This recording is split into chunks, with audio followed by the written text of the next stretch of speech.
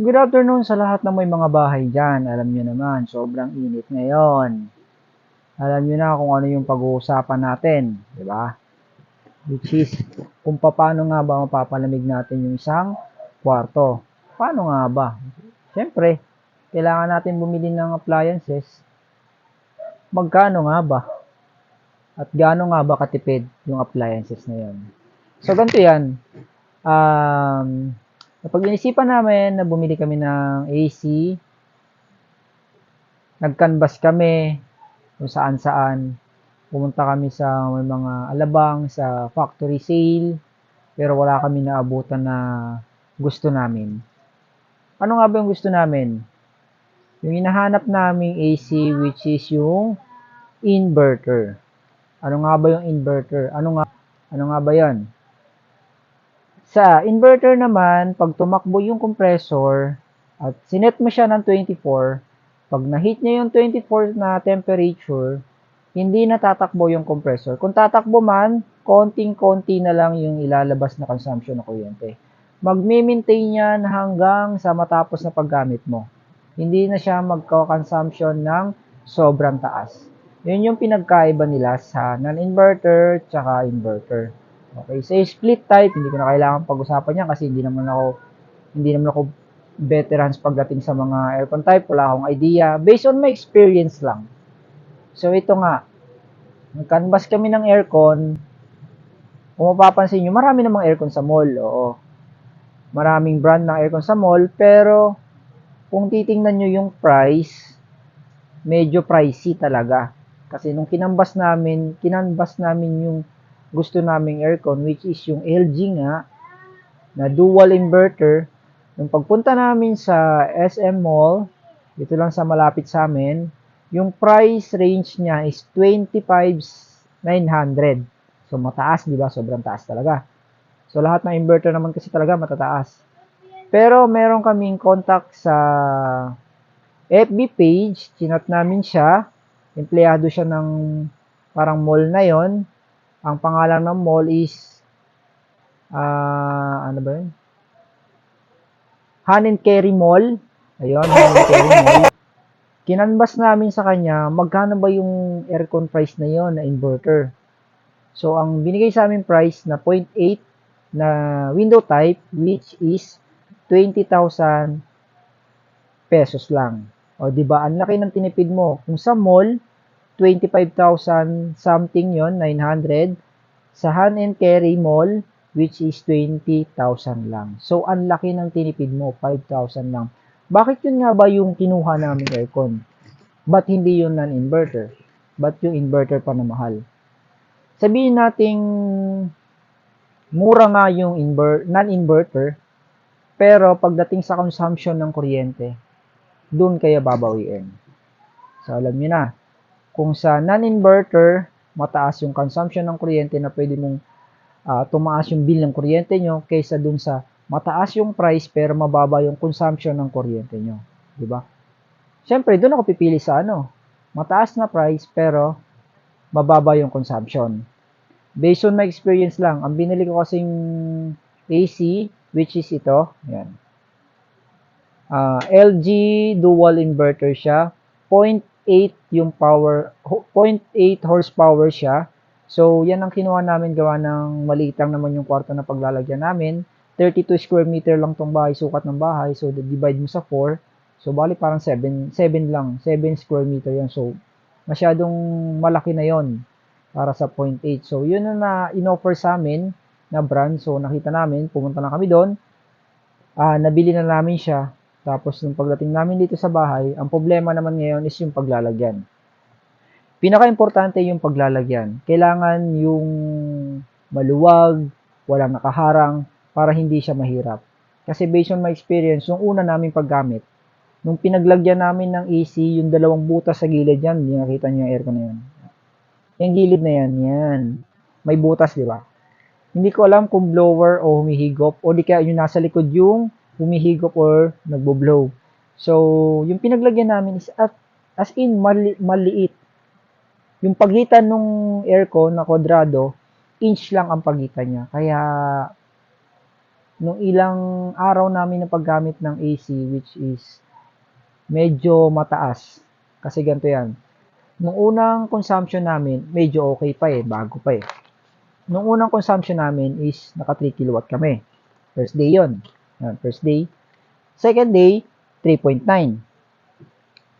Third day, 3.2. Medyo okay pa. Fourth day, 3.8. Ha?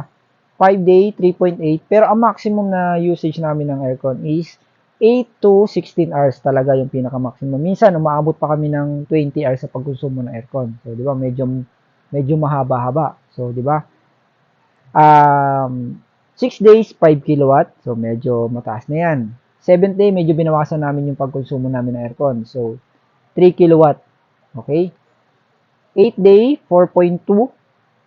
Tapos, 9th day, 3.9. 10th day, 5.8. Medyo tumaas na. Medyo iba na yung taas ng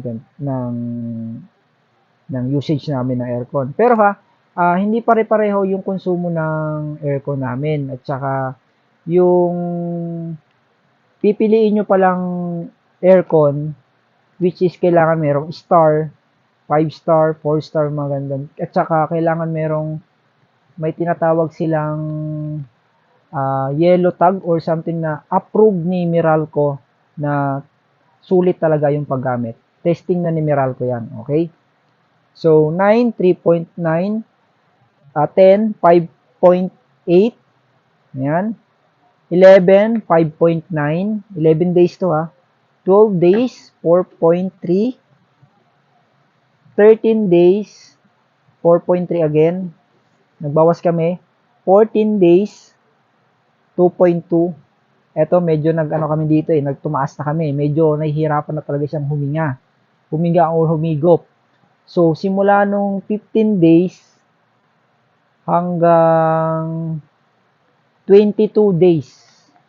15, 16, 17, 18, 19, 20, 21, 22. 8 days. Ayan. 8 days na yan, more ang consumption namin dyan, nagre-range ng 5 to 6 kilowatt per day namin. So, 5 to 6 per kilowatt namin per day. Minsan, umabot ng 7 yan. Oo.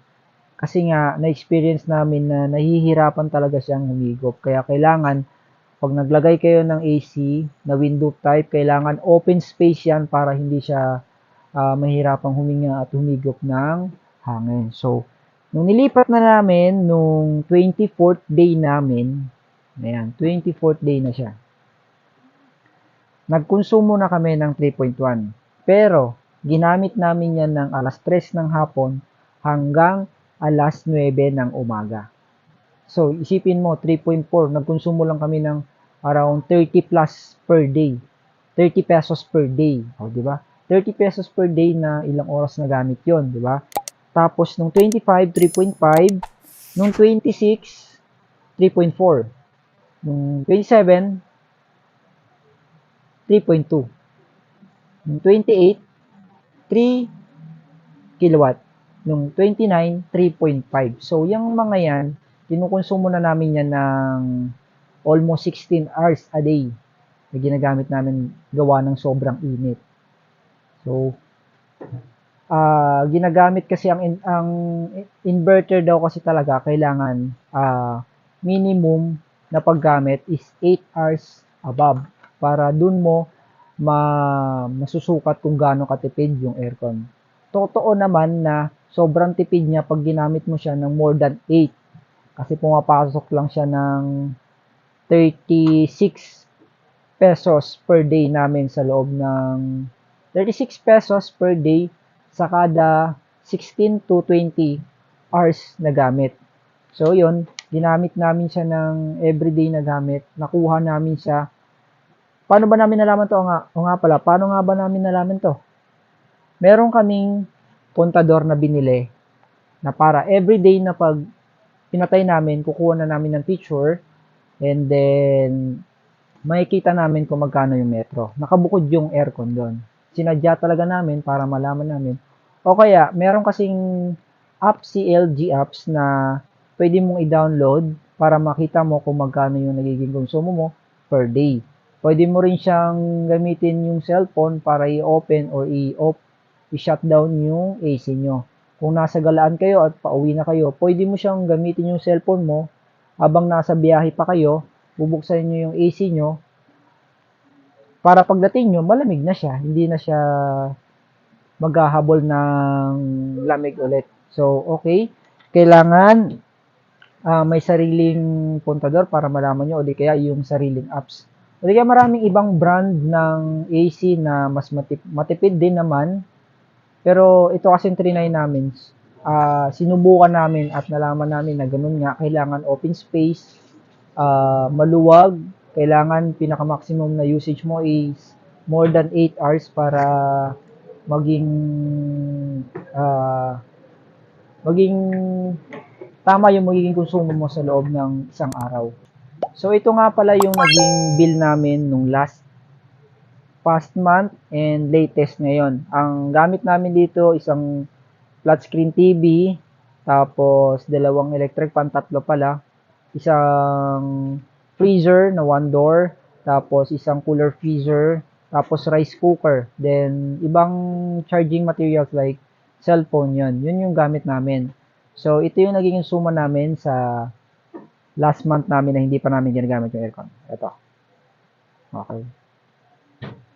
So ito naman ngayon, magkano nga ba ang dinagdag sa metro namin? Ito siya. Tingnan nyo.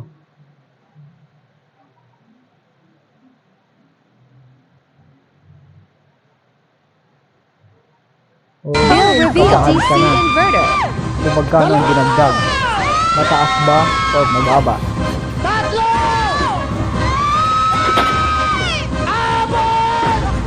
So yan ang naging konsumo namin sa aircon, which is magkano lang? 400 plus, 500 plus lang sa loob ng 30 days. Tapos ang konsumo ng aircon, 8 to 16 o more than pa dun per hour. Napakatipid talaga. Diba? Ganon katipid yung paggamit namin ng aircon. So alam nyo na. Kaya kung maganda, bumili kayo ng kaya ng bulsa.